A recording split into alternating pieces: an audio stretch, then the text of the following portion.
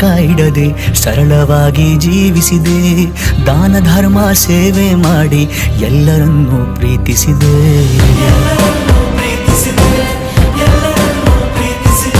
ಅಂಧರ ಬಾಳಿಗೆ ಕಣ್ಣಾಗಿ ನೊಂದೋರ ನೋವಲಿ ಒಂದಾಗಿ ಅನ್ನೋರ ದಾರಿಲಿ ನೀ ನಡೆಗೂ ಈ ನಾಡಿನ ಘನತೆಯ ಎತ್ತಿಳಿದೆ.